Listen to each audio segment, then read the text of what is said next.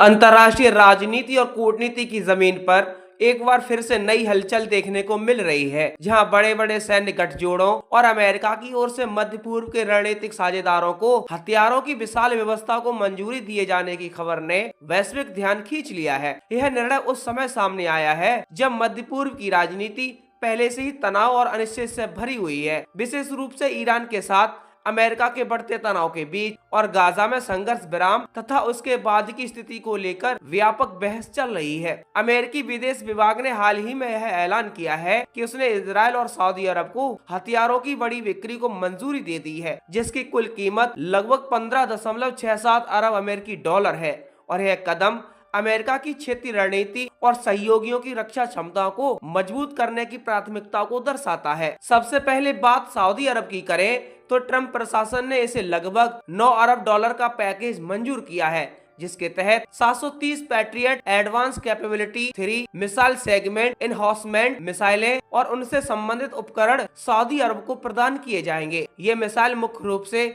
हवाई हमलों और तेजी से आने वाले हथियारों को रोकने के लिए विकसित की गई हैं और सऊदी अरब की हवाई रक्षा प्रणाली को पहले से कहीं अधिक सुदृढ़ करेंगे। अमेरिकी स्टेट डिपार्टमेंट का कहना है कि यह डील सऊदी अरब, अमेरिका और उसके स्थानीय सहयोगियों के रक्षा ढांचे को मजबूती प्रदान करेगी और क्षेत्रीय सुरक्षा और स्थिरता में योगदान देगी। दूसरी ओर इजराइल के लिए अमेरिकी हथियार बिक्री का कुल पैकेज लगभग 6.67 अरब डॉलर का है, जिसे 4 अलग अलग भागों में बांटा गया है। इस सौदे का सबसे बड़ा हिस्सा है 30 अपाचे अटैक हेलीकॉप्टरों की बिक्री, जिनकी कीमत लगभग 3.8 अरब डॉलर आंकी गई है। इन हेलीकॉप्टरों को फ्लाइंग टैंक भी कहा जाता है, क्योंकि वे रॉकेट लॉन्चरों, उन्नत लक्ष्यीकरणों उपकरणों और अत्याधुनिक ऊर्ध्वाधर युद्ध तकनीकों से लैस होते हैं, जो उन्हें बेहद घातक बनाते हैं, विशेषकर जमीन से हवा और जमीन पर आधारित टारगेट के खिलाफ उच्च क्षमता प्रदान करते हैं। इसके अलावा इजराइल को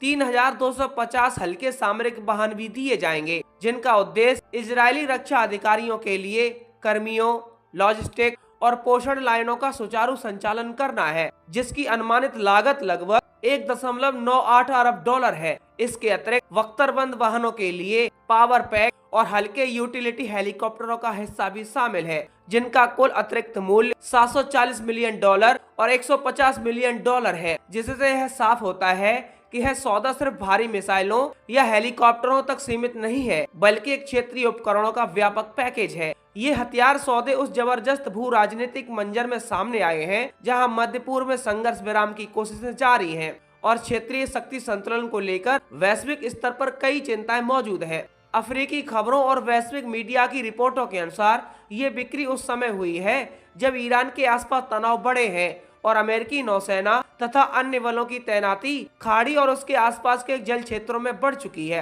ताकि संभावित संघर्ष की स्थिति में अमेरिका तैयार रहे। इस सबके बीच इजराइल हमास संघर्ष के बाद की बनी संघर्ष विराम योजना भी अमेरिका के नेतृत्व में आगे बढ़ रही है और इस स्थिति में हथियारों की यह भारी बिक्री अंतर्राष्ट्रीय राजनीति, सुरक्षा रणनीति और संघर्ष विराम को प्रभावित कर सकती है। हालांकि अमेरिकी स्टेट डिपार्टमेंट का तर्क है कि यह हथियार बिक्री क्षेत्र में सैन्य संतुलन को प्रभावित नहीं करेगी और यह केवल सहयोगी देशों की रक्षा क्षमताओं को मजबूत करने के उद्देश्य से है। लेकिन राजनीतिक समीक्षक और कुछ अमेरिकी सांसद इस निर्णय की आलोचना भी कर रहे हैं। विश्लेषकों का मानना है कि ऐसे हथियार सौदे संयुक्त राज्य अमेरिका के लिए क्षेत्रीय प्रभाव बनाए रखने का जरिया है, खासकर ऐसे समय में जब रूस और चीन जैसी वैश्विक महाशक्तियां भी मध्य पूर्व और खाड़ी देशों के साथ अपने सैन्य और रणनीतिक संबंधों को मजबूत कर रही हैं। इसलिए अमेरिका के लिए यह सौदा न केवल सहयोगियों की रक्षा क्षमता को बढ़ाने का जरिया है, बल्कि है उसकी वैश्विक शक्ति प्रोजेक्शन